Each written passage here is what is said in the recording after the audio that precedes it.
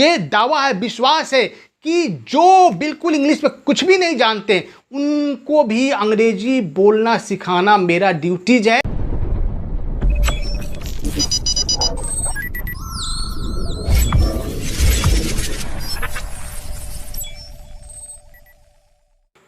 तो hello students, एक बार फिर आपके बीच में हाजिर हूँ इंग्लिश के क्लास लेकर।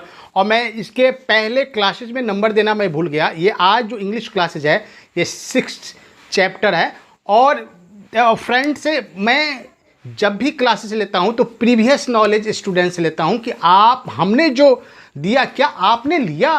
तो आज फिर हम आपसे कुछ टेस्ट लेंगे। तो चले, are ready?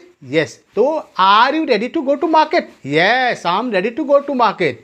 Are you ready to be a doctor? Yes sir, I am ready to be a doctor.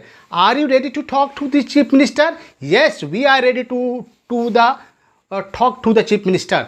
तो फ्रेंड्स यहाँ पे देखिए कि हमने रेडी के पहले ट्रांसलेशन दिया था, जिसको आप और पहले में बोला कि all works depend on practice. अगर आप प्रैक्टिस नहीं करते हैं तो ऐसा मत समझिएगा कि 5-10 ट्रांसलेशन देने से आप वो इंग्लिश बोलना सीख जाएंगे। नहीं, आप जैसे हम एक टाइप बताते तो उस पर लगभग 50-40 ऐसे वाक्य आप बोलेंगे तब जाके इंग्लिश बोलना सीखेंगे। तो मैं आशा करता हूं कि आप मेरी बातों को फॉलो करेंगे और वादे करता हूं कि इंग्लिश बोलना बिल्कुल सीख जाएंगे। हाँ, आपसे रिक्वेस्ट है इस वीडियो को लाइक करें, चैनल को सब्सक्राइब करें और अधिक से अधिक लोगों के बीच शेयर करें। और मैं दावे के साथ कहूँ कंटिन्यू मेरे वीडियो को देखें। मैं दावे के साथ कहता हूँ कि मेरी ये दावा है, विश्वास है कि जो बिल्कुल इंग्लिश में कुछ भी नहीं जानते उनको भी अंग्रेजी बोलना सिखाना मेरा ड्यूटीज है और इस ड्यूटी को मैं ईमानदारी से पूरा करूंगा। तो फ्रेंड्स, आज हम चलते हैं अगले चैप्टर में। आज हम लोग 6 लेसन पे बात करते हैं। तो तैयार है? तो चलते हैं अगले लेसन पे। तो फ्रेंड्स, मैं अब बोर्ड पे आ चुका हूं। आज मैं बात करूंगा एबल।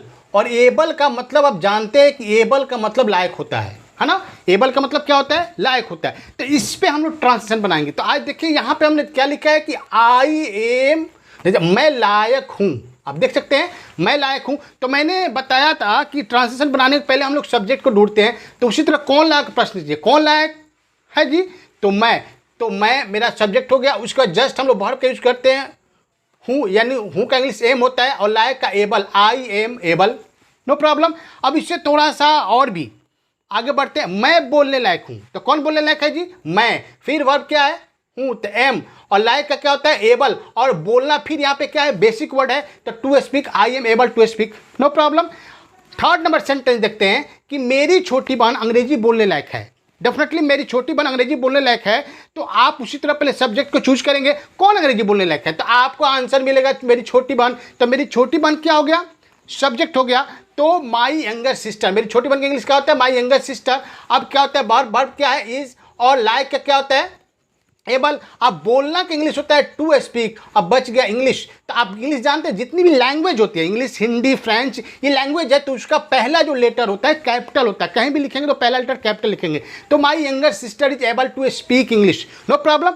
अब चौथा है कि मैं मुख्यमंत्री से बातचीत करने के लायक है। तो कौन मुख्यमंत्री से बातचीत करने के लायक है? तो हम लोग इंग्लिश क्या होगा? वी।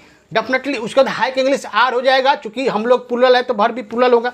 अब यहाँ पे लायक का क्या होता है? एबल, बातचीत करना का आप जानते हैं कि टू टॉक, अब मुख्यमंत्री से टू द चीफ मिनिस्टर, तो we are able to talk to the chief minister, okay, no problem. इसका नेगेटिव, यानी नेगेटिव का मतलब क्या होता है? जब वाक्य में नहीं या ना लगा हो।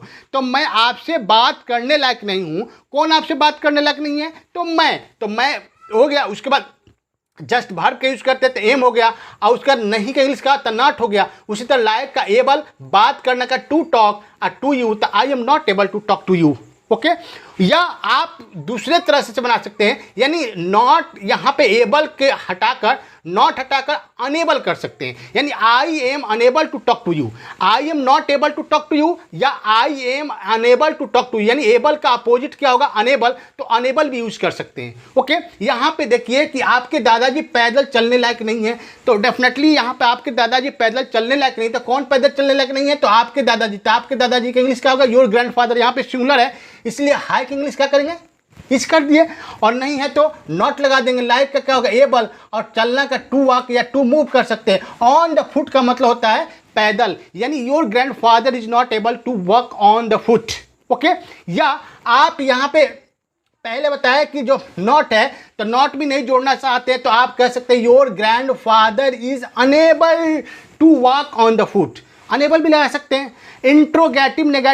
इंट्रोगेटिव सेंटेंस की कोई प्रॉब्लम नहीं है। क्या आप अंग्रेजी बोलने के लायक हो, तो जैसे आप बनाते हो आप अंग्रेजी बोलने लायक हो तो बनाते हो ना कि you are able to speak English, तो उसी आर को हम पहले कर लेंगे, है ना, आर यू और लायक का एबल टू स्पीक इंग्लिश। तो साउंड भी आपका इंट्रोगेटिव होना चाहिए। कभी कभी साउंड नहीं देंगे ना तो पता चलेगा इंट्रोगेटिव सेंटेंस अफर्मेटिव में आप बोल दिए are you able to speak English, तब आंसर देंगे yes I am able to speak English. Are you able to ईट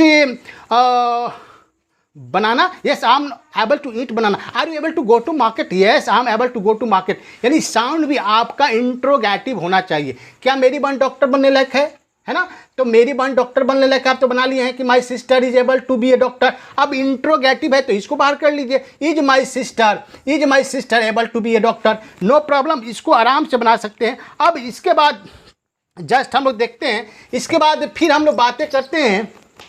तो फ्रेंड्स यहाँ पे देख सकते हैं क्या आप अंग्रेजी बोलने लायक नहीं है, तो नहीं और क्या दोनों है, तो इंट्रोगेटिव नेगेटिव हो गया या क्वेश्चन नेगेटिव हो गया। तो आप अंग्रेजी बोलने लायक हैं तो you are not able to speak English, तो यहाँ पे क्या करेंगे, अब यू के पहले आर लगा देंगे तो are you not able to speak English, है ना। अब यहाँ पे क्या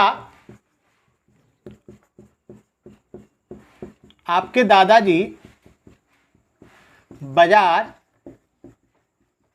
जाने लायक नहीं है, तो क्या आपके दादाजी बाजार जाने लायक नहीं है, तो ये सब्जेक्ट दादाजी है ना, सिंगुलर है, तो इसलिए क्या पहले इज लगा देंगे, इज, क्या होगा योर ग्रैंडफादर, तो योर इज योर ग्रैंडफादर, और नहीं है तो क्या नॉट, और लाइक क्या होगा एबल टू मूव या वॉक लगा देंगे, वॉक, जाने लायक है तो to go to market, question mark. या हाँ, अब है कि इसी चीज़ को कैन भी, जैसे मैं अंग्रेजी बोलने लायक हूँ तो दोनों तरह से, जैसे आप बनाते हैं कि मैं अंग्रेजी बोलने लायक हूँ कि I am able to speak English, I am able to speak English, ठीक। अगर कोई बनाता है कि आई कैन स्पीक इंग्लिश, मैं अंग्रेजी बोल सकता हूँ, तो बोथ आर सेम मीनिंग, दोनों का अर्थ एक ही हुआ, मैं अंग्रेजी बोल सकता हूँ चाहे मैं अंग्रेजी बोलने लायक हूँ, है ना। मैं अंग्रेजी नहीं बोल सकता हूँ तो I am not able to speak English, या I am unable to speak English, या I can not speak English, both are same meaning, यानी दोनों ही सही सेंटेंस है ना। तो कैन का भी यूज़ कर सकते हैं और एबल का भी यूज़ कर सकते हैं। लेकिन फ्रेंड्स एक आपकी रिक्वेस्ट है कि जब तक हमने तो 1 2 4 या 10 से सेंटेंस आपके बीच रखता हूँ, लेकिन आप चलते फिरते कोई काम करते हुए अगर 50 60 100 सेंटेंस बनाते हैं तो डेफिनेटली आपको इंग्लिश बोलने आ जाएगा। जैसे मैं आपको एग्जाम्पल देता है, मैं भी चल रहा हूँ, जैसे बोल रहा हूँ कि मैं बाजार जाने लायक हैं, I am able to go to market. यार मैं चाय पीने लायक हूँ, I am able to take tea, क्या मैं चाय बनाने लायक नहीं हूँ, am I not able to make tea, क्या मैं मेरा जाने लायक नहीं हूँ, am I not able to go to fair, क्या मैं आपसे बातचीत करने लायक नहीं हूँ, am I not able to talk to you. तो डेफिनेटली इस तरह के सेंटेंस बनाते रहें, इसमें ना कोई एक प्रॉपर आपको टाइम चाहिए ना कोई प्लेस चाहिए, बल्कि कोई काम कर रहे हैं, आप काम कर रहे हैं और केवल उस सेंटेंस को बोलते रहना। आप देखिएगा आपके अंदर, चूंकि आप जानते हैं, पहले ही अनाउंस कर चुका हूँ कि all works depend on practice, जब तक हम प्रैक्टिस नहीं करते हैं तब तक हम कुछ नहीं कर पाएंगे। तो मैं आशा करता हूँ सर कि ये वीडियो आपको पसंद आए होंगे, और निश्चित रूप से अगले वीडियो में, अगले क्लासेस में बहुत ही इंपॉर्टेंट फिर बातें करेंगे। तो फिर मिलते हैं अगले वीडियो में। तो थैंक्स सर, फिर मिलते हैं अगले वीडियो में, शुक्रिया।